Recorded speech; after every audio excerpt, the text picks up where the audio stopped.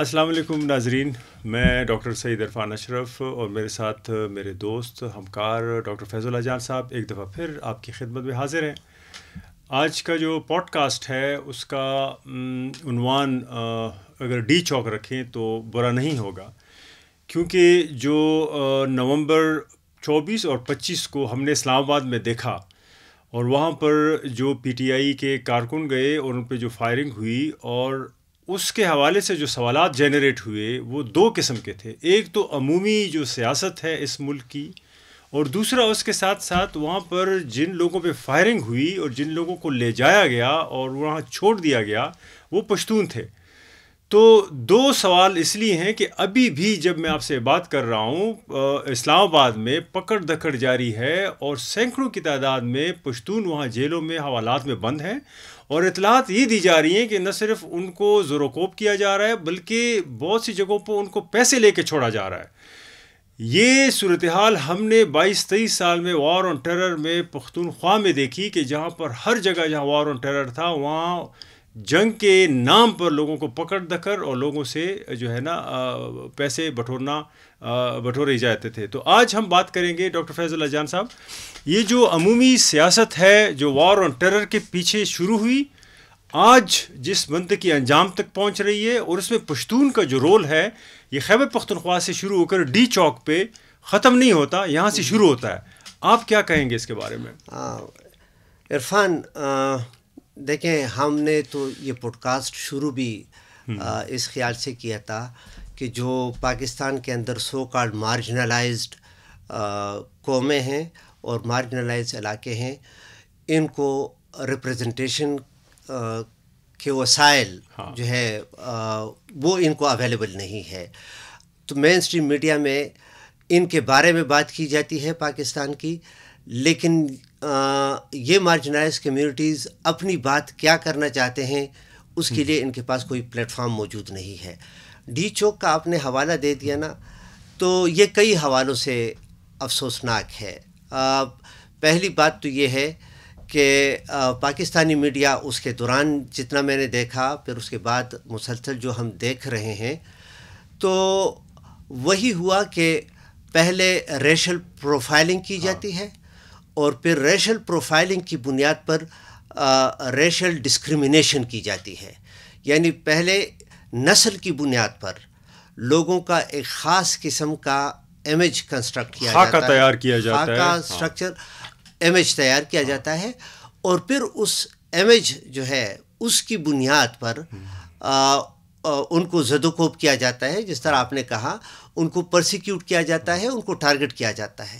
تو آپ نے کہا، دیکھیں، 24 نومبر کے لیے پی ٹی آئی کے چیئرمین عمران خان صاحب نے ایک فائنل کال دی تھی، اور فائنل کال جو ہے انہوں نے یہ دی تھی کہ جی پورے پاکستان سے لوگ آئیں گے، اور وہ اس وقت تک جو ہے وہ دھرنا دیتے رہیں گے جب تک کہ خان صاحب کو جیل سے نہ چھڑایا جائے۔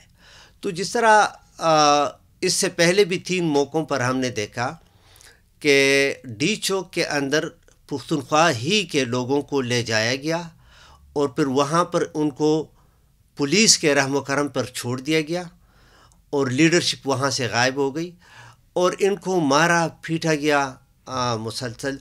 اس دفعہ تو ان پر لائیو فائرنگ بھی کی گئی، اور ابھی بھی وہاں پر عدالت اس میں جو ہے نا عدالتوں سے لے کر تھانوں میں لوگوں کی بندر بانٹ اور پیسے بانٹے جا رہے ہیں، ابھی تک جاری ہے یہ۔ بالکل۔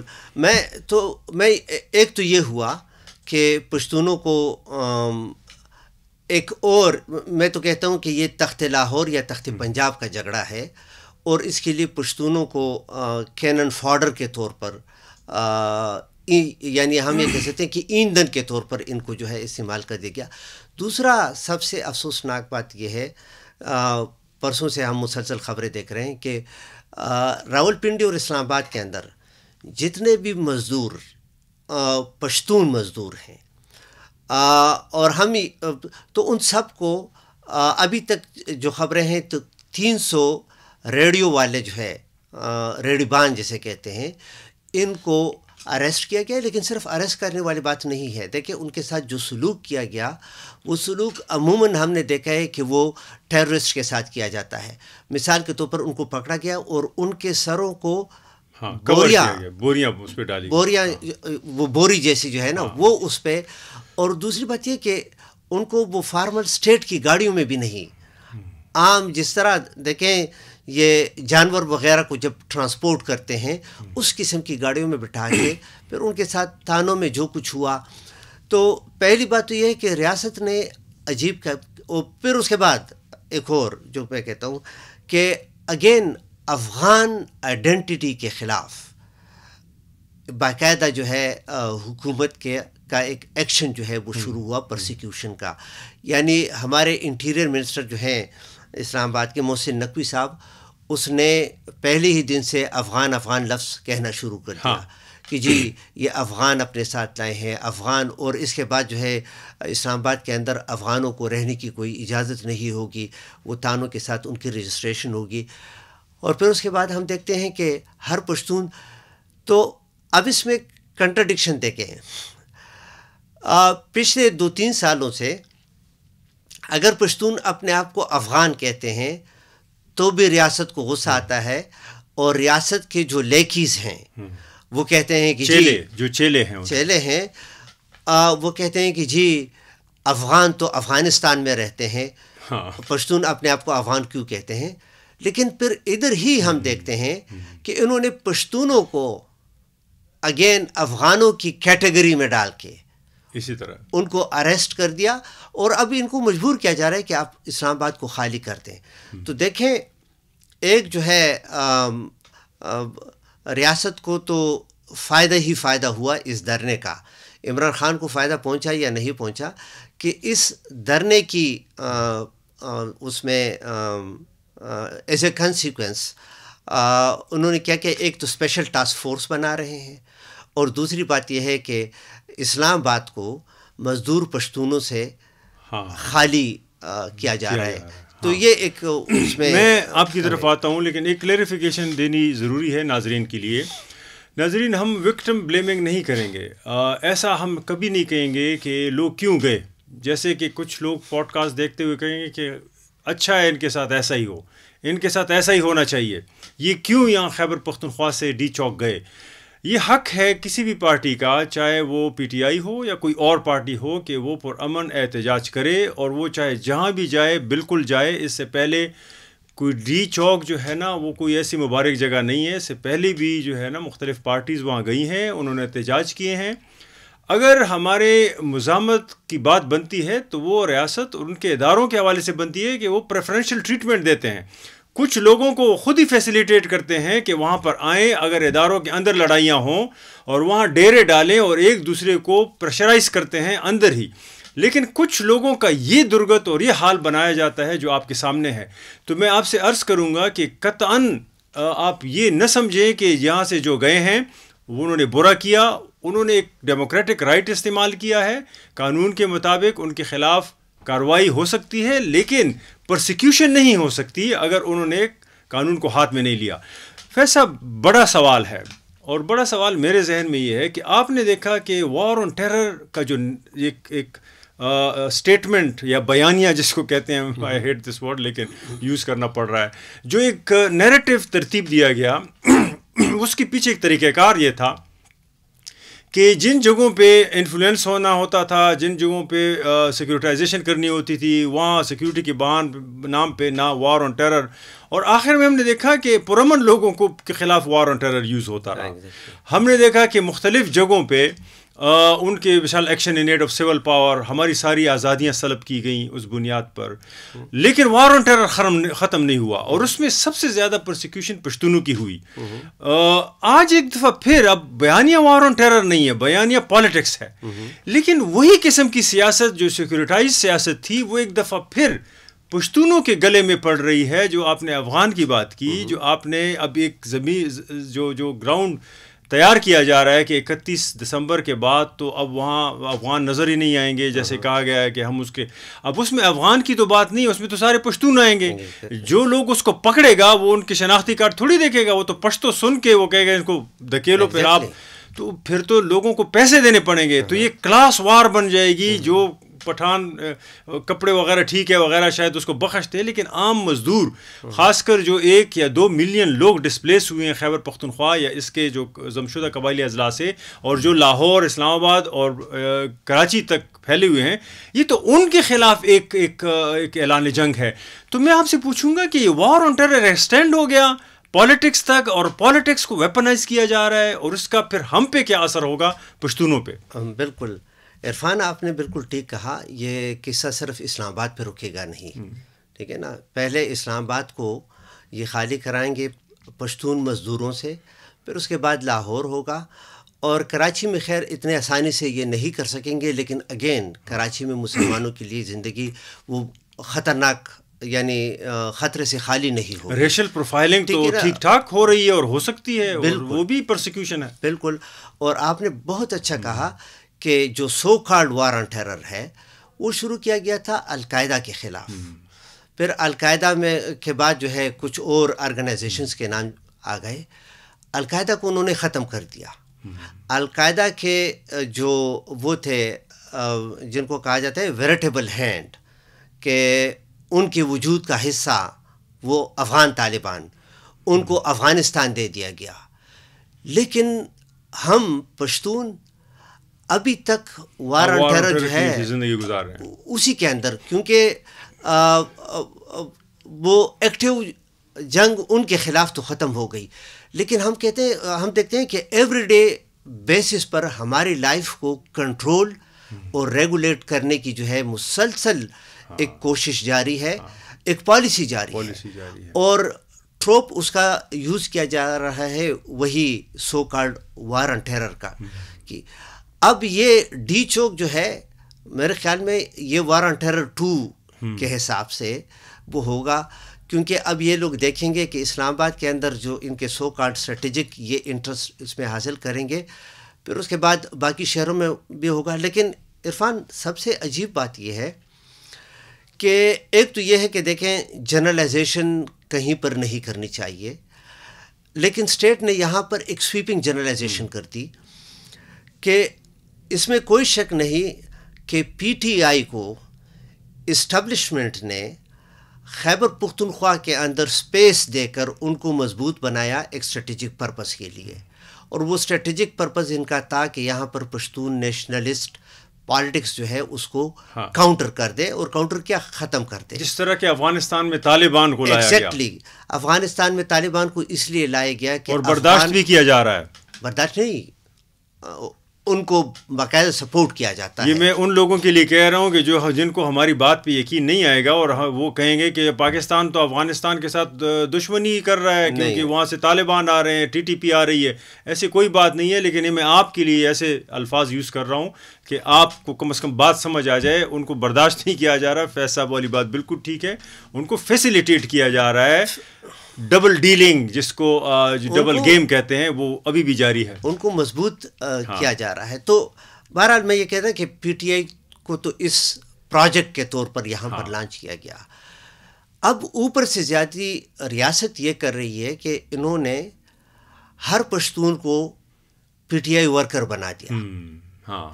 ٹھیک ہے نا, اور ہر پی ٹی آئی ورکر کو جو ہے انہوں نے پشتون ڈکلیئر کر دیا. تو یہ تو وار آن ٹیرر میں بھی تھا کہ جو طالب تھا یا القاعدہ تھا, ہر پشتون کو اس کے امیج میں جو ہے نا سیکورٹائز کیا گیا. بالکل اسی طرف آ رہے ہیں. ٹھیک ہے نا, کہ دیکھیں ہمارے پورے فاٹا کو, ابھی تو مرج ڈسٹرکٹ کہتے ہیں اس کو, تو انہوں نے باقاعدہ اس کے تمام جتنے بھی رہنے والے تھے سب کو القاعدہ, طالبان اور یہ انہوں نے ڈکلیئر کر دیا.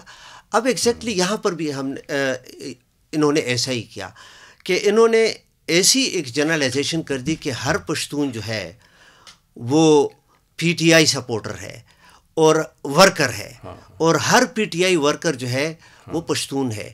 نہیں, ڈی چوک میں جو گئے تو آپ ذرا لوگوں سے بات کر لیں کہ کیا وہ سب کے سب پشتون تھے. ہاں, اس میں کوئی شک نہیں کہ یہاں پر خیبر پختونخوا کی حکومت نے یہ ڈرامہ جو ہے سٹیج کیا تھا. لیکن عرفان, ایک چیز جو ہم مسلسل ڈسکس کرتے آ رہے ہیں نا, ریپریزنٹیشن کی اور اسٹیریو ٹائپنگ کی, وہ دیکھیں آپ کو یہاں پر صاف نظر آئے گی کہ آپ اگر ذرا کریٹیکل نظر اس پر دیکھیں. اور ایک بات جو آپ مسلسل کہتے ہیں نا کہ پاکستان ایک پوسٹ کولونیل اسٹیٹ ہے، اور میں مسلسل کہتا ہوں کہ نہیں، یہ نیو کولونیل ہے. ٹھیک ہے نا. دیکھیں نیو کولونیل ہم کیوں کہتے ہیں؟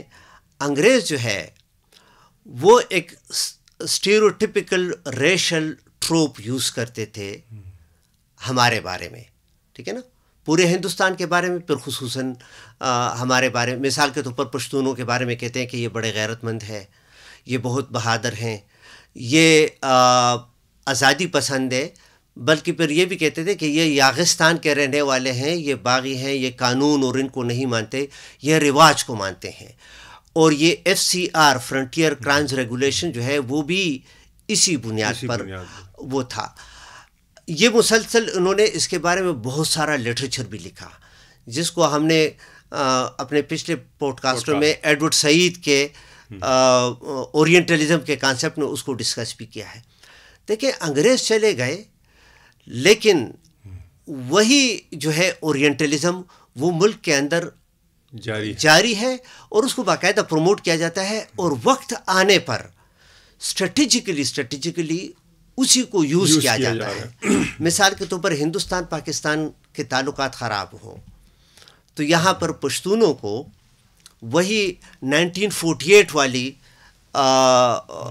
جو ہے کشمیر جنگ، وہ ان کو یاد دلا دی جاتی ہے کہ جی یہ وہ قبائل پشتون ہیں کہ جنہوں نے غیرت مند کی جنہوں نے کشمیر کو آزاد کیا تھا. تو پھر یہاں پر اگین لوگ اٹھ کھڑے ہو کے کہتے ہیں کہ ہم ہندوستان کو سبق سکھائیں گے، ہم ہندوستان کے. ویسے بشرا بی بی نے بھی یہی جہاد کا کہا. میں اس طرف آ رہا ہوں، اور ڈی چوک لے کے گئے. نہیں، میں اس طرف آ رہا ہوں کہ دیکھیں PTI کلیم کرتی ہے کہ وہ پاکستان گیر پارٹی ہے، یعنی مین سٹریم پارٹی ہے. وہ یہ بھی دعویٰ کرتی ہے کہ یہ واحد پارٹی ہے کہ جن کے چاروں صوبوں کے اندر ان کا سپورٹ بیس ہے. ٹھیک ہے نا. وہ یہ کلیم کرتے ہیں. دوسری بات یہ کہ جس طرح میں نے شروع میں کہا کہ یہ پروجیکٹ اسٹیبلشمنٹ نے لانچ اس لیے کیا تھا کہ یہ پشتون نیشنلزم کو ختم کر دے.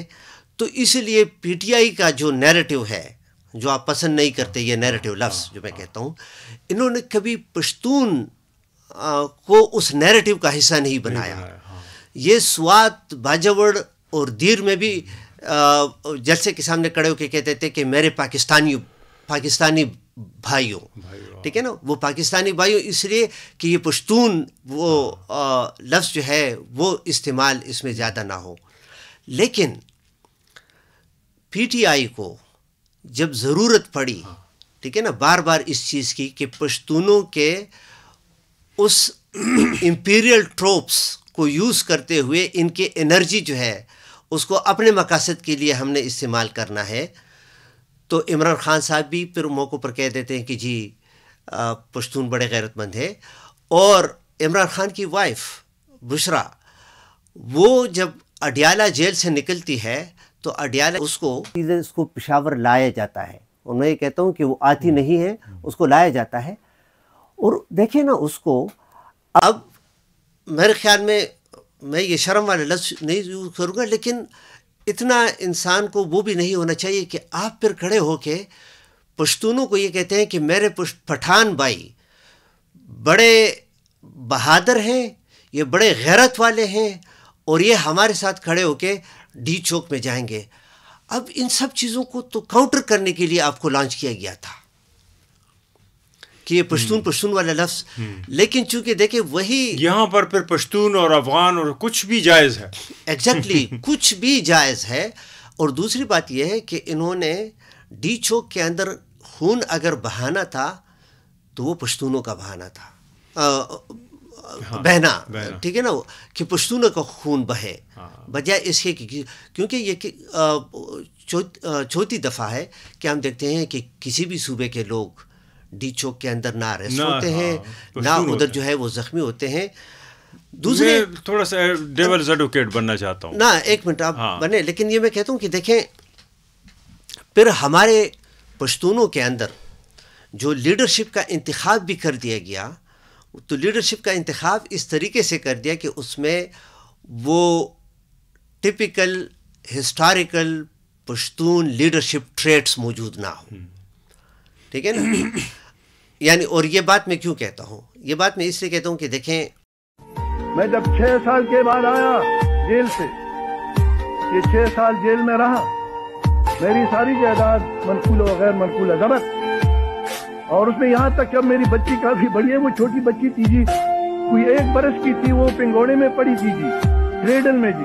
جب وہ سامان اٹھانے لگے تو بچے کو اٹھا کے فرش پہ پھینکا, وہ بھی اٹھا کے لے گئے. یعنی اور تو چھوڑے, ہماری یہاں بہنیں بیٹھی, یعنی لوگوں کو, ہمارے کارکنوں کو قیوم خانی دور میں اور تو چھوڑی, کسی کو گولی ماری, میں کہتا ہوں مارو گولی, ہمت ہے تو جیل میں ڈالا, جائیداد ضبط کی, مگر جو چیز ناقابل برداشت تھی وہ یہی کہ لوگوں کی بےعزتی کروائی, ہمارے کارکنوں کو ننگا کر کے سڑکوں پہ کھلایا.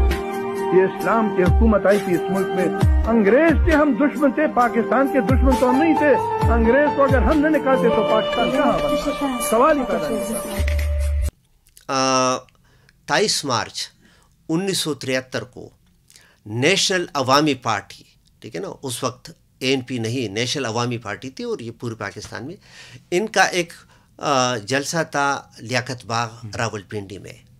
ولی خان اس جلسے سے خطاب کر رہے تھے. پولیس نے اس جلسے میں موجود لوگوں پر جو ہے فائرنگ شروع کر دی, اور جس میں 53 لوگوں کو مار دیا گیا. پشتون تھے وہ, اور اس وقت ولی خان جو ہے وہ اسٹیج پہ کھڑے تھے. تو کسی نے ولی خان کو کہا بھی کہ فائرنگ ہو رہی ہے, کہ آپ سر جھکا دیں, ٹھیک ہے نا, سر نیچے کر دیں. تو کہتے ہیں کہ ولی خان نے, اس نے کہا کہ اگر میں نے سر نیچے کرنا تھا تو یہ دن نہ ہوتا. یعنی وہ ادھر ادھر کھڑے رہے, لیکن اس کے بعد بھی بات ختم نہیں ہوئی. اس جگہ پر ولی خان اور اس کے ساتھ پارٹی کے اور لوگ اس وقت تک کھڑے رہے کہ جب تک 55 پشتونوں کے جو ہے لاشیں اکٹھے ان کو کر دیا گیا, ان کو کفن پہنایا گیا, اور پھر ان کو ساتھ لے کے وہ پختونخوا میں وہ واپس آئے. اب دیکھیں نا, یہ لیڈرشپ کا کیریکٹر ہوتا ہے, ٹھیک ہے نا. بینظیر بھٹو کا ہم نے یہی کیریکٹر دیکھا تھا کہ کراچی میں کارساز میں مثال کے طور پر اس پر خودکش حملہ ہوا, وہ بھاگی نہیں وہاں سے, 120 بندے اس میں مرے تھے, لیکن وہ وہاں سے نہیں بھاگی. یہاں پر ہم دیکھتے ہیں کہ جو اسٹیبلشمنٹ نے ہمارے لیے جو لیڈرشپ پیدا کی ہے, ان کے ورکرز ڈی چوک تک پہنچ جاتے ہیں, لیکن یہ کبھی ڈی چوک تک نہیں جاتے, غائب ہو جاتے ہیں, اور دوسرے دن مانسہرہ کے اندر پائے جاتے ہیں, اور پھر اگلے دن 2-3 دنوں 4 دنوں میں ٹیلی ویژن پہ آنا شروع کر. اس کا مطلب کہ وہ اسلام آباد آ جاتے ہیں سارے. ایگزیکٹلی. ابھی اسلام آباد میں جتنی بھی PTI کے لیڈرشپ ہے, ٹھیک ہے, بشرا بی بھی نہیں ہوں گی, لیکن یہ ہے کہ باقی سارے تو ادھر ہی ہیں. ان کو نہ پکڑا جاتا ہے. اگر اس کی جگہ PTM ہوتا یا اس کی جگہ جو ہے نا پشتون کوئی ہوتے تو ان کو فوراً جو ہے نا جیلیں بھر دی جاتی ہیں. اس سے پشتون عام ورکر سے تو جیل بھر دی جاتی ہے, لیکن اس کا جو پنجابی لیڈر ہے اس وقت, تو اس کو کچھ نہیں کہا جاتا ہے, اس کی لیڈرشپ کو نہیں کہا جاتا. وہی میں کہہ رہا ہوں, دیکھیں پشتون ڈبل جپرڈی ہے. لیکن میں اس لیے کہوں گا کہ کچھ جو دوست ہمیں دیکھ رہے ہیں وہ یہ سمجھیں کہ شاید مثال ہم ایسے الفاظ یوز کرتے ہیں کہ لیڈرشپ پیدا کی گئی وغیرہ وغیرہ, تو ہم اتنے بے دست و پا ہیں کہ ہمارے لیے لیڈر بھی اٹک پار سے فوج بھیجے گی یا اسٹیبلشمنٹ بھیجے گی, ہم کچھ کر نہیں سکتے, یا ہم یہ غلط سمجھ رہے ہیں کہ نہیں کچھ ہو رہا ہے لیکن ہم اس کو کچھ اور نیشنلسٹ پرسپیکٹو سے دیکھ رہے ہیں. تو دونوں میں فرق کیا ہے, کیونکہ ہم کوئی روبوٹ تھوڑی ہیں. بالکل. عرفان بیئر وتھ می کہ اس کا میں کانٹیکسٹ تھوڑا بناؤں گا تو پھر اس سوال کے جواب پہ میں آ جاؤں گا. دیکھیں, تاریخ جب ہم پڑھتے ہیں, جب سلطنت عثمانیہ ہوا کرتا تھا تو کہتے تھے کہ یہ کرسچنس کے بچوں کو کڈنیپ کر لیتے تھے, سنیچ کر لیتے تھے جو بھی یورپ سے, اور ان کی ایک خاص قسم کی پرورش, خاص قسم کی کیا انسٹیٹیوشنز ان کو لیے, بلکہ خاندان غلامہ شاید اسی کا تسلسل ہے, ہاں, جو سلیو ڈائنیسٹی تھی, اور ان کی باقاعدہ ایک فوج تیار کی جاتی تھی, یا ہم کہہ سکتے ہیں ایک پلاٹون, اور اس کا نام بھی ہوتا تھا جانثار. اس کو جانثاری بولتے تھے. جانثاری جو ہے یہ ہمارے خودکش اور یہ سارے یہ جانثاری ہی ہوتے ہیں, ٹھیک ہے نا. اچھا, اب ان کے والدین سے ان کو الگ کیا گیا ہوتا تھا, ان کی تاریخ سے ان کو الگ کیا گیا ہوتا تھا. اچھا, ان کا پھر کمال کیا ہوتا تھا جانثاری کا, کہ انہی جانثاریوں کو جب یورپینز پر یہ لانچ کرتے تھے, یعنی وہ ادھر اٹیک کرتے تھے, تو یہ بڑے رuthless ہوتے تھے یہ جانثاری. یہ ان کے سامنے جو کچھ بھی آتا تھا اس کو نیست و نابود کر دیتے تھے, اور وہ لوگوں کو مارنا, ٹھیک ہے نا. اگر آپ اس پر غور کریں تو یہ جن کی اولاد ہیں انہی کو مارتے تھے. نہ ان کی تاریخ تھی, نہ ان کا کوئی تمدن تھا. اچھا, یہ کیوں ہوتا تھا؟ یہ اس لیے ہوتا تھا کہ یہ بچے, یہ بلکہ بچے نے ابھی تو پلاٹون پھر ان کا بن گیا تھا, یہ روٹلیس ہوا کرتے تھے. یعنی یہ اپنے آپ کو کسی زمین کے ساتھ لوکیٹ نہیں کر سکتے تھے, یہ اپنے آپ کو کسی سویلائزیشن کے ساتھ لوکیٹ نہیں کر سکتے تھے, یہ اپنے آپ کو کسی کلچر کے ساتھ وہ نہیں کرتے تھے, وہ ہسٹوریکل ہوتے تھے, ٹھیک ہے نا. اور ہم کہہ سکتے ہیں کافی حد تک اے پولیٹیکل ہوتے تھے. تو ادروائز آپ کہتے ہیں کہ یار انسان یہ کام کیوں کر سکتے ہیں, لیکن دیکھیں انسانوں سے وہی کام کیا جاتا تھا. ابھی آپ جو کہتے ہیں نا کہ مثال کے طور پر ہمارے لیے لیڈرشپ تیار کی جاتی ہے وغیرہ, دیکھیں پاکستان میں اس وقت 65% آبادی وہ نوجوانوں کی ہے, اور یہ 65% وہ جنریشن ہے جو کہ ضیاء الحق کے پیریڈ کے اندر یہ پیدا ہوئے. ضیاء الحق کے وہ ڈارک پیریڈ کے اندر انہوں نے اسکول اور کالج یونیورسٹی کی تعلیم حاصل کی, کہ جس میں ان کو مطالعہ پاکستان ایک خاص انداز میں پڑھایا جاتا ہے. تاریخ کو انہوں نے نصاب سے باہر کر دیا ہے. یعنی مثال کے طور پر تاریخ, اگر تاریخ ان کو پڑھاتے بھی ہیں تو محمد بن قاسم کا یا اس سے پہلے بھی جو ہے وہ عرب اس کا, باقی اس زمین کی, اس سرزمین کی جو ہے تاریخ کبھی ان کو نہیں پڑھائی جاتی. تو اس لیے اب خیبر پختونخوا کے اندر یہ تناسب کیا ہے اس کا میرے پاس وہ فگر نہیں ہے, لیکن یہ جو طبقہ ہمارے پاس 65% کا ہے, یہ طبقہ میں بڑے دعوے کے ساتھ کہہ سکتا ہوں کہ یہ اے پولیٹیکل ہے. وہ تو کہتے ہیں کہ ہم ایک پولیٹیکل پارٹی کو سپورٹ کر رہے ہیں, لیکن وہ گرومنگ کے حوالے سے اور ورلڈ ویو کے حوالے سے وہ اے پولیٹیکل ہے, وہ سیاسی نہیں ہے. اور دوسری بات میں یہ بھی پورے دعوے کے ساتھ کہتا ہوں کہ یہ اے ہسٹوریکل ہے. اے ہسٹوریکل اس لیے کہ ان کو اپنی ہسٹری کا نہیں پتہ, کیونکہ ان کو پڑھایا نہیں گیا.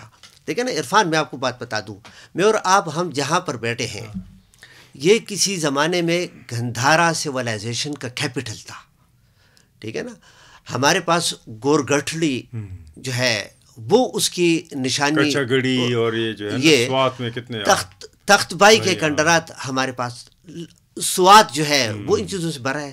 آپ کسی بھی یونیورسٹی گریجویٹ کو اٹھا کے اس سے آپ پوچھ لیں کہ آپ کو پتہ ہے کہ اس کی تاریخ, پشاور کی تاریخ کیا ہے, ان کو نہیں پتہ کہ پشاور کی تاریخ کیا ہے. آپ ان سے پوچھیں کہ سوات کی تاریخ کیا ہے, وہ کہیں گے کہ جی ہمیں کیا پتہ. ان کو پانی پت کا پتہ ہوگا, ان کو غزوہ خیبر جو ہے اس کا پتہ ہوگا, سید احمد خان کا پتہ ہوگا, باچا خان محمد بن قاسم جو ہے اس کا ان کو پتہ ہوگا. لیکن آپ اس سے پوچھیں کہ جی مثال کے طور پر سوات کے اندر جو اسٹیوپا ہیں یہ کیوں ہے, تخبائی کے اندر جو ہے یہ کیوں. دوسری بات, یہ تو ہم بہت پیچھے چلے گئے. پھر ریسنٹ ہسٹری پر آ جائیں, ان کو پڑھایا جاتا ہے اس میں کہ جی مسلمانوں نے کوشش کی, مسلمانوں نے بہت جہد کی اور پاکستان بن گیا. اس سارے جد و جہد کے اندر کچھ شخصیات ایسے کہ جنہوں نے اپنی زندگی کا آدھے سے زیادہ حصہ انگریز کی جیل میں اور پھر انگریز کی جیل میں گزارا. تو وہ کیوں, وہ انگریز کیوں اس کو جیل میں ڈالتے تھے نا, وہ انگریز کے خلاف اپنے لوگوں, اپنے ملک کی آزادی کے لیے. میں مثال دے رہا ہوں باچا خان کی, خان شہید کی, اور اس طرح کے ہزاروں اور جن کو ہم انفارچونیٹلی آج کہہ سکتے ہیں انسنگ ہیروز. اب یہ دیکھیں یہ سب نصاب سے بالکل مکمل طور پر غائب ہے. تو اس لیے اگر آپ کے پاس ایک ایسا جنریشن ہے, ٹھیک ہے نا, اور پھر جو یہاں پر اسٹیبلش پولیٹیکل پارٹیز ہیں ان کی ایک مجبوری یہ تھی کہ مثال کے طور پر 2008 سے اس طرف باقاعدہ ان کی ایک نسل کشی شروع کر دی گئی طالبان کے ہاتھوں، ٹھیک ہے نا، لیڈرشپ اور پارٹی کیڈر ایک وہ فیکٹر. لیکن اس کے علاوہ وہ پولیٹیکل پارٹیز ان کو یہ موقع بھی نہیں مل سکا کہ وہ نئے حالات کے تقاضوں کو سامنے رکھتے ہوئے پولیٹیکلی ایوالو ہو جائیں. ان کی سیاست جو ہے یا سیاست کرنے کا جو انداز وہی پرانا رہ گیا. نیو جنریشن اپنے آپ کو اس سیاست کے ساتھ آئیڈینٹیفائی نہیں کر سکتے، ٹھیک ہے نا. اور ہمیں مثال کے طور پر دیکھیں ینگ جنریشن کا جیسے یہ خیال ہے کہ عمران خان صاحب نے پی ٹی آئی بنا دی اور یہ ایک نیا فورس نہیں. یہ پی ٹی آئی کے لیے سارا گراؤنڈ پرویز مشرف نے بنایا تھا، اور پرویز مشرف کا پلان کچھ اور تھا، ٹھیک ہے نا، اس کا پلان کچھ اور تھا. لیکن بعد میں جب پتہ چل گیا کہ اس کا نہیں، تو پرویز مشرف کا بنایا ہوا پورا سیٹ اپ وہ عمران خان صاحب کی گود میں رکھ دیا کہ جی یہ آپ کا ورثہ ہے. اور آج جو جنریشن تو آپ جو کہتے ہیں نا کہ کیا یہ ہمارے لوگ روبوٹ ہیں، نہیں، انسان کبھی روبوٹ نہیں ہو سکتا. آپ مسلسل ایک بات کرتے ہیں جس سے کوئی انکار نہیں کہ انسانوں کی اپنی ایجنسی بھی ہوتی ہے، چاہے کیسے بھی حالات ہوں. انسان اپنے لیے جو ہے وہ فیصلہ کرتے ہوئے مختلف آپشنز اس میں دیکھتے ہیں. لیکن یہ سب کچھ دیکھتے ہوئے دیکھیں ہمیں لوئی التوسر جو فرینچ فلاسفر ہے، مشل فوکو فرینچ فلاسفر ہے، کارل مارکس، ٹھیک ہے نا، جرمن فلاسفر، ان سب کے تعلیمات جو ہے یا تعلیمات پر شاید مولویوں کو غصہ چڑھ جائے کہ اس کو لیکن ان کا فلسفہ کس چیز پر ہے؟ فلسفہ ان کا وہ یہی ہے کہ انسان اپنے حالات کی پیداوار ہے، ٹھیک ہے نا. یعنی انسان ٹھیک ہے آزاد بھی ہے اپنے سوچ میں، لیکن انسان جو ہے یہ اپنے حالات کے پیداوار ہیں. اس کا مطلب یہ ہے کہ انسان کے رویوں پر بہت زیادہ اثر جو ہے وہ ان کے حالات کا ہوتا ہے. میں تھوڑا سا اس کو مٹیریل کنڈیشن جسے ہم مٹیریل کنڈیشن کہتے ہیں، تھوڑا سا جہاں تک میں سمجھ رہا ہوں اور میں شیئر کروں گا ناظرین کے ساتھ. آپ یہ کہنا چاہتے ہیں کہ میں ڈسٹنٹ پاسٹ میں تو نہیں جاؤں گا، لیکن ہم یہ کہہ سکتے ہیں کہ جو پی ٹی آئی آج ہمیں نظر آتی ہے یہ ایک ہسٹوریکل پروسیس کا آؤٹ کم ہے. اور یہ ہسٹوریکل پروسیس 2011 سے شروع نہیں ہوا نہ 2018 پہ. یہ ایک سوچ ہے جو اسٹریٹجک ڈیپتھ کی پیچھے تھی، جو افغانستان کے ساتھ تعلقات کی پیچھے تھی، جو آپ نے مشرف کا نام لیا، اس سوچ کا آؤٹ کم ہے. لیکن اس سوچ جو آپ کہنا چاہ رہے ہیں وہ اندر تو پالیٹکس تھی، لیکن اس کے ساتھ ساتھ انہوں نے ڈائنامائٹس بھی تیار کیے. یعنی یہ ہے کہ ہم سوچتے ہیں کہ انسان کے ذہن میں جو میموری ہے اس کو آپ اتنی آسانی سے ہڑپ نہیں کر سکتے کہ ان سے ان کی تاریخ چھین لیں، ان سے تمدن چھین لیں، ان سے ان کے علاقے کے لیے پیار اور سینس آف اونرشپ چھین لیں. لیکن ہم نے دیکھا کہ گزشتہ 23-24 سالوں میں جب سے وار آن ٹیرر شروع ہوا ہے تو ایک تو ہم لٹرلی دیکھتے ہیں کہ لوگ کان کنی کرتے ہیں تو ساتھ میں ڈائنامائٹ رکھتے ہیں اور اس سے جو، لیکن ہمارے معاشرے کے لیے واقعی میٹافوریکلی ڈائنامائٹس رکھے گئے. یعنی جتنے سوسائڈ بامبنگ پشتون بیلٹ میں ہوئے، دنیا کے کسی کونے میں سوسائڈ بامبنگ فلسطین میں ہوئے ہیں، سوسائڈ بامبنگ سری لنکا میں ہوئے ہیں، لبنان میں ہوئے ہیں. کہیں کا ریکارڈ اگر کلیکٹ بھی کر لیں، ان سارے کلیکٹیولی اتنی سوسائڈ بامبنگ نہیں ہوئی جتنا ہمارے ہاں ہوئی، اس کا کوئی ریکارڈ ہی نہیں ہے ہمارے پاس. تو یہ جو ڈائنامائٹ پھینکا گیا اور آج بھی ہمیں جس فارم میں نظر آ رہا ہے وہ ایک سوچ کی نظر ہے کہ نہ ہمارا کوئی لیڈر ہے، نہ ہماری کوئی سپیس بچی ہے، نہ ہمارے کوئی گھر بچے ہیں، نہ ہماری کوئی باؤنڈریز بچی ہیں. افغانستان بھی بیچ میں چلا گیا اور جو ہے نا قید ہو رہے ہیں، اور ایک اور باؤنڈری کھینچی جا رہی ہے وہ اٹک. تو اس سے جو تباہی ہوئی، اس کا مطلب آپ یہ کہہ رہے کہ جانثاری قوم تیار ہو گئی ہے. ایک جانثاری وہ قوم یا وہ نسل کہ جو اے ہسٹورک ہوتی ہے، یعنی ہسٹری پہ بلیف نہیں کرتی، کیونکہ ہسٹری بچی نہیں ہوتی، ان کو پتہ نہیں ہوتا، میموری سے اریز ہو جاتی ہے. اور دوسرے فارم میں وہ اے پولیٹیکل ہوتی ہے. اے پولیٹیکل اس لیے کہ اس کا کوئی لیڈرشپ نہیں ہے، اس کا اپنا فلسفہ نہیں بچتا، اس کو باچا خان کا نہیں پتہ ہوتا کہ اس نے پورا فلسفہ آپ کے لیے جنریٹ کیا ہے. تو نہ تاریخ کا اور نہ ہی ارد گرد جو پولیٹیکل فورسز ہیں ان کا پتہ ہوتا ہے، تو پھر وہ دوسروں کے رحم و کرم پہ ہوتے ہیں. پھر وہ اسی طرح ہوتے ہیں جس طرح سلطنت عثمانیہ کے ہاتھ میں وہ بچے جو کہ انہوں نے کرسچن سے چھینے اور انہی کے خلاف ان کو یوز کیا. تو یہ آپ کہہ رہے ہیں کہ پی ٹی آئی جو ہے اس کے جو نوجوان ہیں ہم اس کو یہ الزام نہیں دے سکتے کہ انہوں نے اپنا پولیٹیکل رائٹ یوز کیا اور وہ ڈی چوک تک گئے، یہ ان کا حق تھا، لیکن کس کے لیے یوز کیا اور اس کا کس کو بھگتنا پڑ رہا ہے، یہ مین سوال ہے. اور آیا وہ سوچ کے گئے تھے کہ وہ جو کر رہے ہیں اس کا خمیازہ اس کی قوم کو کیا بھگتنا پڑے گا، ان کے لوگوں کو کیا بھگتنا پڑے گا؟ عرفان آپ نے بڑی اچھی تمہید باندھی. ہم یہ کہہ سکتے ہیں کہ ہم سے یہ ہمارا ایک جنریشن چھین لیا گیا ہے اور ان کو جانثاری بنا دیا گیا. دیکھیں پاکستان کے بہت مشہور تاریخ دان ہیں ڈاکٹر مبارک علی، اور یہ شرف بھی حاصل ہے ہمیں کہ مبارک علی صاحب کے ساتھ فورم میں 2-3 مرتبہ ہم بیٹھے بھی، بالکل، اور آئندہ بھی ان سے وہ ہوگی. انہوں نے اپنی کتاب میں کہیں پر لکھا ہے، اور اس میں آپ کے سوال کا جو ہے وہ جواب بھی ہے، کہ اگر آپ ایک جنریشن کو ان کے تاریخ اور ان کی زمین سے ایکیڈیمکلی کٹ آف کر دیں تو پھر ان کے لیے اپنا انوائرمنٹ ہی پرایا بن جاتا ہے. ٹھیک ہے نا، وہ ان کے لیے پرایا، کیونکہ وہ اپنے آپ کو لنک نہیں کر سکتے ان چیزوں کے ساتھ. تو جو آپ کہہ رہے ہیں نا، مثال کے طور پر دیکھیں، کیا کوئی بھی پشتون اگر ہم جنرلائز کرتے ہیں وہ یہ ماننے کے لیے تیار ہوگا کہ تختبائی کے اندر جو کنڈرات ہیں یہ ہمارے آباء و اجداد کے ہیں؟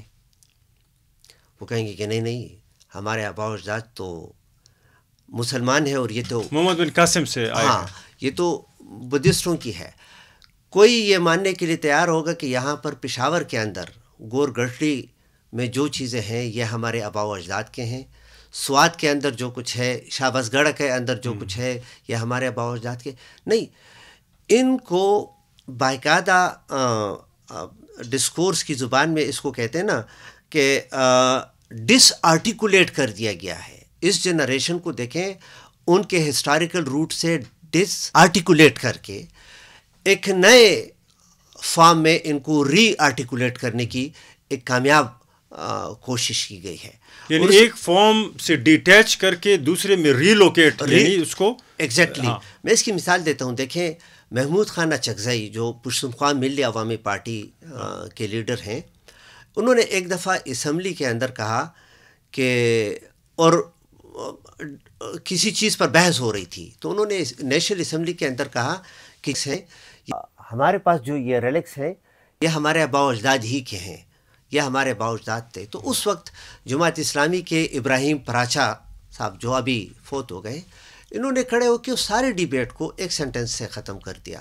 انہوں نے کہا کہ یہ آپ کے آباء و اجداد ہوں گے، ہمارے آباء و اجداد تو مکہ مدینہ کے تھے. ٹھیک ہے نا. اب اگر آپ کی یہ سوچ ہے مثال کے طور پر کہ یہ ہمارے نہیں ہے، تو پھر کیا آپ کو مسمار، ان چیزوں کو مسمار کرنے میں آپ کو عقیدتاً تسکین نہیں ملے گا؟ ٹھیک ہے نا. ٹھیک ہے. تو مبارک علی صاحب نے ایک دفعہ لکھا تھا کہ اگر آپ کہتے ہیں کہ نصاب کے ذریعے یہ اس اپنی تاریخ کو آپ نے پرایا تاریخ اس کو بنا دیا، یہ اپنے ریلکس جو ہے ان کو پرایا ریلکس، اور پھر اس کے بعد آپ کہتے ہیں کہ جی ہم یہاں پر جو ہے ان چیزوں کو سیکیور کر رہے ہیں اور ہم یہاں پر جو ہے وہ ٹورزم پروموٹ کرنا چاہتے ہیں. کہتے ہیں کہ جب تک لوکل کمیونٹی ان چیزوں کو اون نہ کرے تو آپ یہاں پر جو ہے ٹورزم اور ان چیزوں کو پروموٹ نہیں کر سکتے، کیونکہ یہ اگر کفر کے کنڈرات ہیں، کفر کے نشانات ہیں، تو اس کو دیکھنے کے لیے جو آئیں گے تو وہ بھی ایک وہ ہوں گے جو اس کفر کے ساتھ کسی نہ کسی حوالے سے لنک ہے.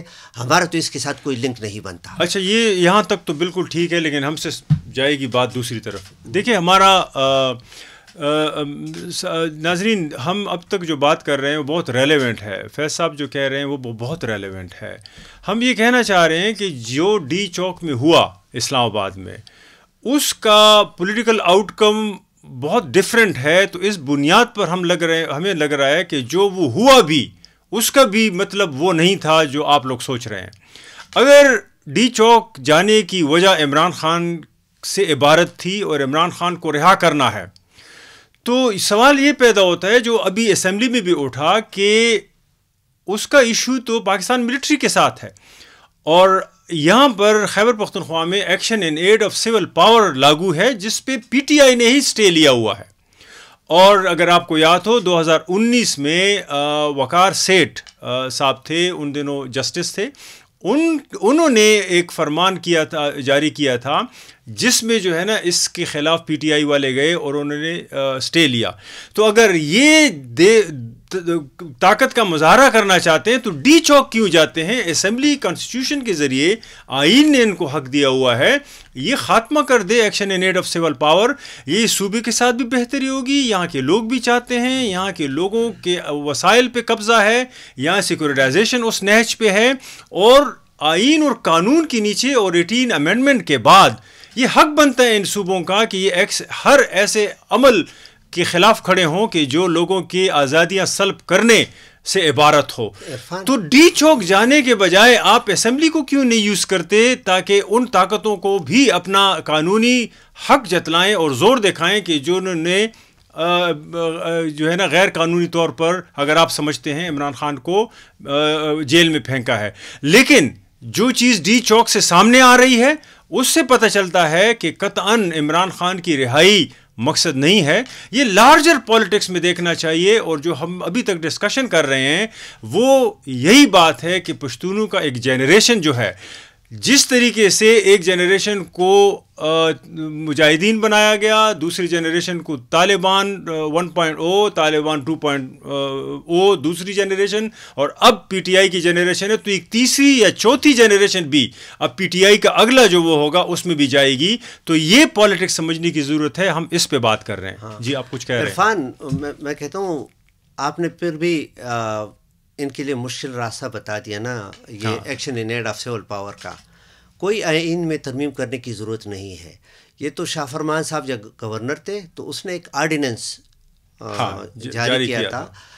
سیٹھ وقار صاحب پشاور ہائی کورٹ کے چیف جسٹس تھے, اس کے پاس مسنگ پرسنس کا کیس آیا تھا, تو اس نے جب اس پر اعتراض کیا تو اس کو ایڈوکیٹ جنرل نے کہا کہ جی یہ تو action in aid of civil power ordinance جاری ہوا ہے, اور یہ اس دن ہوا تھا کہ جس دن مودی نے کشمیر کا اسپیشل اسٹیٹس ختم کیا تھا. یہ دونوں ایک دن ہوئے تھے. تو سیٹھ وقار نے اس کو غیر آئینی غیر قانونی کہہ کے ختم کر دیا. پی ٹی آئی کی حکومت نے سپریم کورٹ میں جا کے اس پر اسٹے لیا ہوا ہے. تو یہ اگر صرف اپنے اسٹے کو واپس لے لینا تو action in aid of civil power ختم ہو جائے گا. میرا خیال میں عمران خان کی آدھی رہائی ہو جائے گی اگر ان کی سیاست عوام کی سیاست ہے تو کیونکہ اس کی سیاست عوام کی نہیں ہے یا اس پہ ہمارے شک ہیں, اسی لیے کبھی بھی action in aid of civil power نہیں ہٹے گا. پشتونوں کو ہی ڈی چوک میں لے جایا جائے گا اور اس کا آؤٹ کم بہت ڈفرینٹ ہے, وہ بہت گھناؤنا ہے. جو کہ پشتون سوچ رہے ہیں اس سے بھی گھناؤنا, لیکن بات میں کسی اور طرف لے کے جا رہا ہوں. دیکھیں اب تک تو ہم ڈی چوک کہہ رہے ہیں, خیبر پختونخوا کہہ رہے ہیں, پاکستانی ریاست کہہ رہے ہیں, لیکن یہ تو ایک گلوبل فینومینا بھی ہے. آپ نے جان نثاری کی مثال دی, آپ نے ہسٹری سے مثال دی. یہ کہ جو پاپولزم ہے یہ تو پائپر والا کام نہیں ہے کہ جس میں پوری جنریشنز کو لے جا رہے ایک رائٹ ونگ فلسفے اور رائٹ ونگ پالیٹکس کی جانب. تو یہ تو پاکستان تک محدود نہیں ہے. تو اس کا کیا وہ بنتا ہے پشتونوں کا پھر باقی قوموں سے, یا عمران خان کے پاپولزم کا اور پاپولزم سے؟ ہاں آپ کی بات بالکل ٹھیک ہے. یہ پاپولزم امریکہ کے اندر ہاں ہم سب لوگ دیکھ رہے ہیں. تو وہاں بھی جان نثاری تھے نہیں, ان کے کنڈیشنز الگ ہیں. ہمارے کنڈیشنز دیکھیں, ہم ٹرمپ نے بھی ایک جنریشن تیار کی ہے. نہیں, ہم ایک نیو کولونیل اسٹیٹ کے اندر ہے نا. باقی پاکستان کے لیے پروجیکٹ کچھ اور ہوگا, ہمارے لیے کچھ اور ہوگا. پھر یہی ہم نے برازیل کے اندر بھی دیکھا تھا, لیکن ادھر بھی ہندوستان کے اندر ہم مسلسل دیکھ رہے ہیں. مودی جو ہے وہ بھی پاپولسٹ لیڈر اور وہ بھی ہندوستان کو دیکھیں نا کس سمت میں وہ لے جا رہا ہے. ہاں. اکنامکلی تو ٹھیک ہے, ہندوستان ابھی ترقی کر رہا ہے, لیکن جس راستے پر مودی نے ہندوستان کو لگایا ہے تو یہ ترقی جو ہمیں نظر آ رہی ہے یہ دیر پا نہیں ہوگی, ٹھیک ہے نا, اور وہ ایک فاشسٹ اسٹیٹ بنتے جا رہا ہے. وہی ہم نے پاکستان کے اندر بھی وہی چیز ہم نے دیکھی. تو اس لیے آپ کی بات ٹھیک ہے, گلوبل فینامنا, لیکن عرفان ہم بھول نہ جائیں, ہم نے پوڈ کاسٹ جس خیال سے شروع کیا ہے نا کہ کس طرح پشتونوں کی مس ریپرزنٹیشن اور وہ کی جاتی ہے, اس ڈی چوک کے کیس کو ہم دیکھتے ہیں کہ اس میں پشتونوں کے ساتھ پاکستانی میڈیا نے کس طرح وہ رول کیا جو کہ نارملی کالونائز لوگوں کے ساتھ کیا جاتا ہے. مثال کے طور پر دیکھیں 3-4 بڑے بڑے نام ہم لیں گے. ایک بہت بڑا صحافی, ٹھیک ہے نا, ابھی پتہ نہیں اس کو صحافی ہم کہہ بھی سکتے ہیں یا نہیں, جاوید چودھری. جاوید چودھری جو ہے وہ ٹیلی ویژن پر بات کر رہے تھے, آپ نے بھی اس کو سنا ہوگا. ویسے وہ اینکر پرسن ہے, صحافی نہیں ہے, وہی میں کہہ رہا ہوں, صحافی نہیں ہے, ہاں, یہ اینکر پرسنز ہے. اچھا, وہ یہ کہتا ہے مثال کے طور پر کہ یہ 24 نومبر کی شام کو وہ کہتا ہے, ابھی 25 نومبر باقی ہے یہ دھرنے کے وقت, تو وہ کہتے ہیں کہ جی اسلام آباد کو تو انہوں نے صاف کر دیا ہے لیکن کل پتہ چلے گا. اور کہتے ہیں کہ اگر ان لوگوں کو کل اسلام آباد سے نکالا نہیں گیا اور اسلام آباد کے اندر نارملسی نہیں آئی تو پھر ریاست نام کی کوئی چیز نہیں رہے گی اور فوج کے نام کی جو ہے وہ کوئی چیز نہیں رہے گی. دیکھیں یہ گراؤنڈ بنا رہا تھا کہ اگر ہائی ہینڈڈنس جو ہے, کیونکہ اسلام آباد کو ہر طریقے سے انہوں نے پروٹیکٹ کرنا ہے. پھر وہ کہتا ہے کہ جی یہ حکومت سے غلطی ہوئی. اور دیکھیں وہ تاریخ میں جاتا ہے فوراً, وہ کہتے ہیں کہ مغل جو ہے وہ بھی جب ہندوستان پر حملہ ہوتا تھا تو مغل دہلی کے اندر انتظار نہیں کرتے تھے, وہ دہلی سے باہر نکل کے اور ایک جگہ کا نام لیتا ہے کہ وہاں پر وہ حملہ آوروں کو انگیج کرتے تھے. پھر اس کے بعد پانی پت, تو کہتے ہیں کہ یہاں پر ریاست کو بھی ایسا ہونا چاہیے کہ یہ اسلام آباد سے نکل کے اٹک کے پل پر وہاں پر ان کو انگیج کر دے. اب دیکھیں نا عرفان, اس کو کہتے ہیں ایڈیکویشن, کہ آپ نے پولیٹیکل پروٹیسٹرز کو انویڈرز کے ساتھ ملا لیا. یعنی مغل باہر نکل کے ان کو انگیج کرتے تھے, وہ تو ان کو انگیج کرتے تھے جو ہندوستان پر حملہ کرتے تھے. یہ تو پولیٹیکل پروٹیسٹ, یہ تو پولیٹیکل پروٹیسٹ. اور آپ اچھا دوسری بات کہ آپ اٹک کی بات کیوں کرتے ہیں؟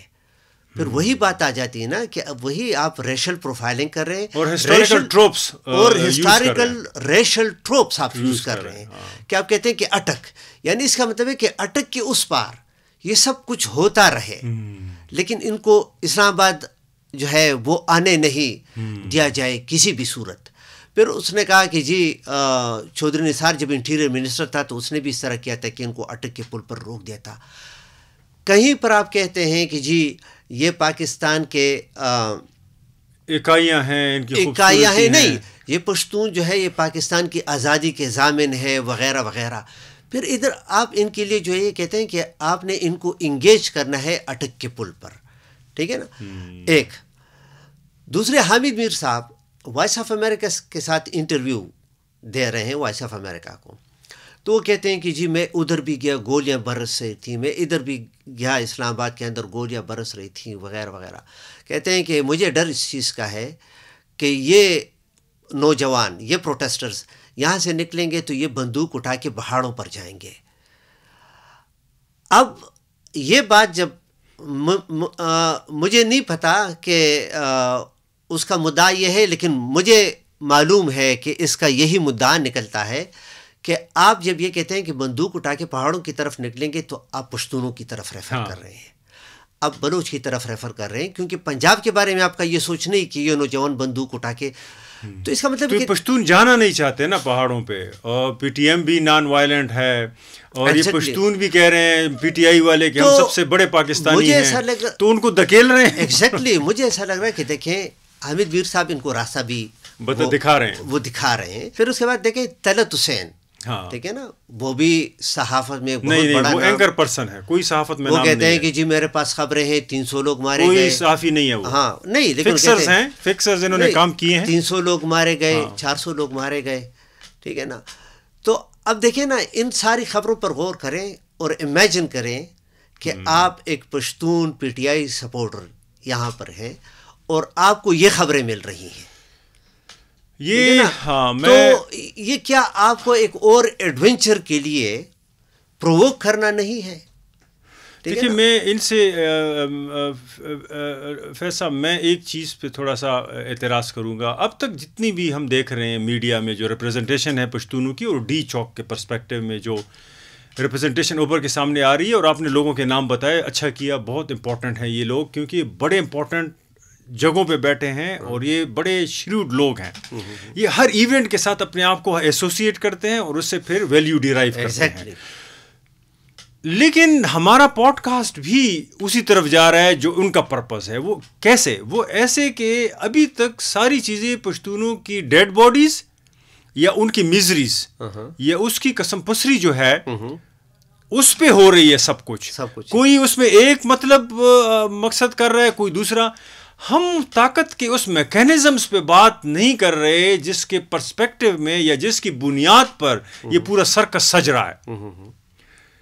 یعنی اگر ہم صرف وکٹم پہ فوکس کریں گے تو وکٹم کو کوئی بچائے گا، کوئی دھکیلے گا پہاڑوں کی طرف. اور وکٹم سمجھے گا کہ وہی ہیرو ہے، کیونکہ پورا ڈسکشن ڈسکورس اس کے آگے اراؤنڈ ہے. تو ان کو تو ریپرزنٹیشن مل رہی ہے، چاہے اچھی ہو چاہے بری ہو، لیکن وہی لائم لائٹ میں ہے. لیکن اس لائم لائٹ یہ گیس لائٹنگ نہیں ہے، اس کے پیچھے جو طاقتیں ہیں جنہوں نے یہ سرکس سجایا ہے ڈی چوک سے لے کر خیبر پختونخوا تک اور خیبر پختونخوا سے لے کر کابل تک، وہ ساری غیر جمہوری طاقتیں ہیں. وہ عوام کی ضد پہ کھڑے ہوئے ادارے ہیں.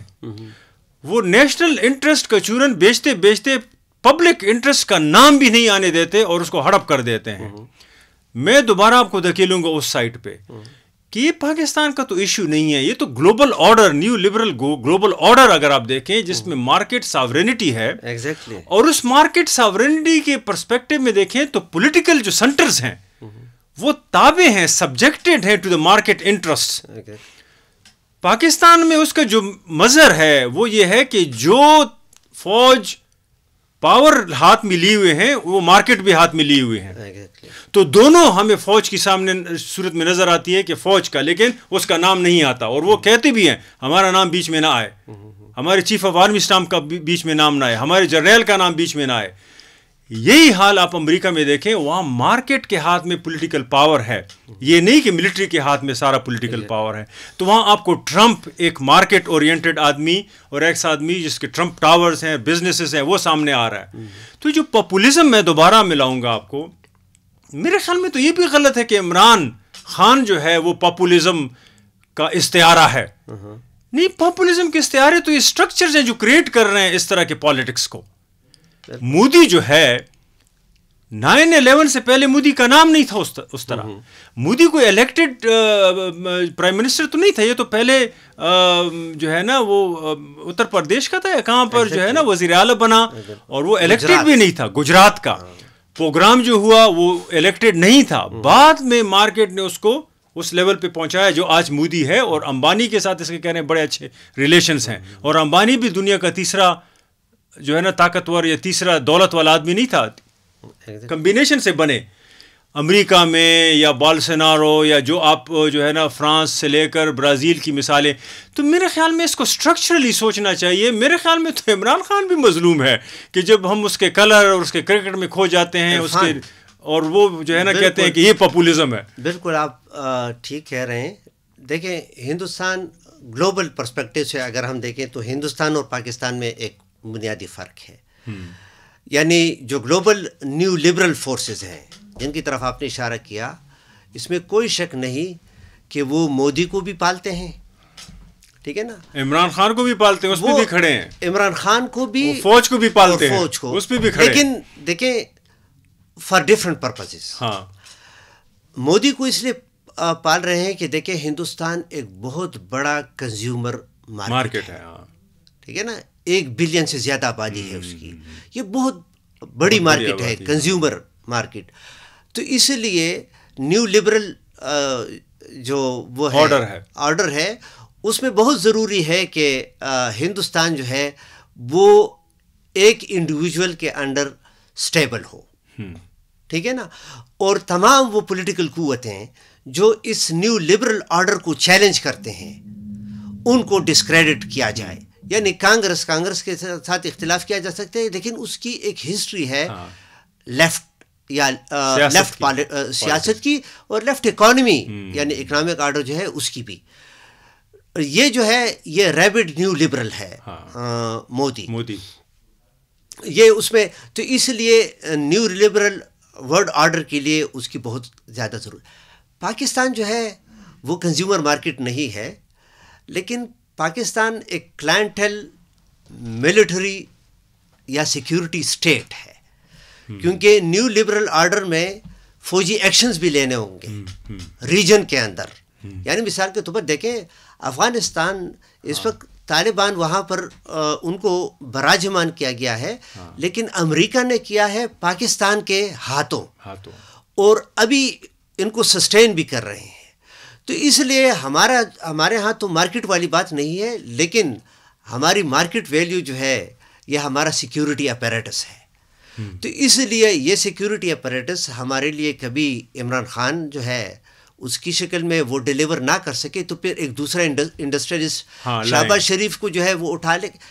یہ سارے وہ لوگ ہیں جو کہ نظام بدلنے کی بات کرتے ہیں, لیکن خود بدل نہیں, لیکن ان سٹرکچرز ہی کے اندر رہتے ہوئے. یہ اہم بات ہے بالکل. جو آپ نے پچھلے پوڈ کاسٹ میں بھی کہا نا کہ وائٹ ایلیفنٹ کی طرف نشانی نہیں وہ نہیں کریں گے. ہاں, آپ کو وہ ہاتھی جو ہے نا وہ ٹکڑوں میں دکھائیں گے, تو کہتے ہیں کہ اس ٹکڑے کو جب ہم ٹھیک کریں گے تو غربت ختم ہو جائے گی, اس ٹکڑے کو جب ہم ٹھیک کریں گے تو کرپشن ختم ہو جائے گی. بھائی بات یہ کہ اس ہاتھی کو کمرے سے نکالنا ہے, وہ نہیں نکالیں گے وہ کبھی. تو آپ مجھے یہ بتا دیں کہ مثال کے طور پر پارلیمنٹ وہ کس طرح کام کرے گا, عدالتیں کس طرح کام کریں گی, بیوروکریسی کس طرح کام کرے گی, پاور شیئرنگ جو ہے اس کا فارمولہ کیا ہے, اس کو اگر آپ چھیڑتے نہیں ہیں تو کیا تبدیلی لائیں. عمران خان 10 آ جائیں 10 چلے جائیں, بالکل وہ ملک توڑ تو سکتا ہے, لوگوں کو ذلیل خوار کر سکتا ہے. آپ جو کہہ رہے ہیں نا نیو ورلڈ آرڈر, یہ نیو لبرلزم جو ہے اس کا سٹرکچر جو ہے یہ بہت ایزیلی انڈیویجولس کو ہڑپ کر جاتے ہیں, کوآپٹ کرتے ہیں. عمران خان صاحب کے عزائم بڑے اچھے ہوں گے, ٹھیک ہے نا, وہ غریبوں کے لیے کچھ کرنا چاہتے ہوں گے, لیکن یہ جس نظام کا حصہ بنتے ہوئے یہ سب کچھ کرنا چاہتے ہیں نا وہ نہیں ہوگا, وہ کبھی نہیں ہوگا, وہ عمران خان کو کھا جائیں گے. میں تھوڑا سا ناظرین کے لیے ایکسپلین کروں. ہم نیو لبرل آرڈر کی بات کر رہے ہیں. نیو لبرل آرڈر سے ایسا معاشی نظام جو دنیا میں رائج ہے جس پر مارکیٹ کی حکمرانی ہے, آپ اس کو گلوبلائزیشن بھی کچھ لوگ کہتے ہیں, اس پرسپیکٹیو میں بھی دیکھ سکتے ہیں, لیکن میں 2-3 چیزیں بتاؤں گا, آپ اس سے اندازہ کر لیں, اس پورے کمپلیکسٹی میں نہ جائیں. نیو لبرل نظام ایک ایسا نظام کہ جس میں امیر جو ہے قرضہ لیتا ہے اور غریب بھرتا ہے, اور دوسرا اس کا ایلیمنٹ یہ ہے کہ غریب جو ہے وہ ٹیکس دیتا ہے اور امیر کو چھوٹ ہوتی ہے اس ٹیکس پہ, اور وہ اس پہ عیاشیاں اسی کی ہوتی ہیں. تیسرا اس کا ایک ایلیمنٹ یہ ہے نیو لبرل نظام کا کہ غریب پہ بمباریاں ہوتی ہیں, مرتا ہے, اس کا خون نکلتا ہے, اس کا جسم چھیتڑے ہوتا ہے, وہ ڈی چوک سجاتا ہے, لیکن امیر جو ہے وہ اس پہ اسلحہ بیچتا ہے اور اس ڈسٹرکشن سے پروڈکشن کریٹ کرتا ہے, یعنی اپنی تجوریاں برتا ہے, اپنی اکانومی بناتا ہے اور اپنے فیکٹریاں اور اپنے کمیشنز لیتا ہے اس پہ. تو یہ 3 جو ایلیمنٹس ہیں یہ آج کل کے نیو لبرل نظام کے پلرز ہیں کہ جس کی بنیاد پر غریب سکڑتا رہتا ہے, اس کا سپیس سکڑ رہا ہے, اس کی پالیٹکس سکڑ رہی ہے اور اس کی آزادیاں سکڑ رہی ہیں, لیکن امیر تر ہوتا جا رہا ہے, اس کا نام ہو رہا ہے, اس کی آئیڈینٹی ہو رہی ہے اور اسی کا بول بالا ہے. تو یہ عرفان پروگرام کا وقت بھی ختم ہوتا ہے. میں صرف آپ نے تو گلوبل آرڈر کی بات کرنی, میں پاکستان میں سمپل ایک ایگزامپل آپ کو دے دوں کہ جو نیو لبرل ماڈل کیا ہے. دیکھیں پاکستان کے اندر گنا جو ہے شوگر کین، اس کو بوتے ہیں کسان، ٹھیک ہے نا، اس کی پرورش کسان کرتے ہیں، لیکن سبسڈی جب ملتی ہے تو سبسڈی شوگر ملز کو ملتی ہے. ہاں یہ ٹھیک ہے نا. اب شوگر مل والے جو ہے وہ کھیتوں میں کام نہیں کرتے، تو آپ کبھی شوگر کین پر جو ہے سبسڈی نہیں دیں گے کہ جس کا فائدہ کسان کو پہنچے. آپ سبسڈی دیتے ہیں شوگر مل کو. اسی طرح گندم، غریب کسان بوتے ہیں نا گندم، لیکن آپ سبسڈی، ریاست جب سبسڈی دیتی ہے تو فلار ملز کو دیتے ہیں، ٹھیک ہے نا. وہ گندم جو ہے وہ اس پر سبسڈی نہیں دیں گے. ایگزیکٹ جو آپ کہتے ہیں نا نیو لبرل ماڈل، وہ یہ ہے کہ غریب سے خون، یعنی غریب کا خون چوس لیں اور اسی خون کا جو ہے بلڈ یعنی اس کا ٹرانسفیوژن کر کے سرمایہ دار جو ہے اس کو اور بھی توانا کر دے. اور یہی وجہ ہے، دیکھیں یہ IMF جو ہے انٹرنیشنل مانیٹری فنڈ، یعنی اس کو اس لیے یہ کہا جاتا ہے کہ یہ انٹرنیشنل مانیٹری فنڈ نہیں ہے، یہ انٹرنیشنل منسٹری آف فائنانس ہے، ٹھیک ہے نا. یہ زیادہ تر ممالک جو ہے ان کی اکانومی کو کنٹرول کرتے ہیں. ان کا پریشر یہ ہوتا ہے کہ ہم پیسہ دیں گے سرمایہ دار کے لیے قرضے کی صورت میں، وہ قرضہ آپ نے ہمیں واپس کرنا ہوگا غریب سے ٹیکس کے نام پر پیسے جمع کر کے.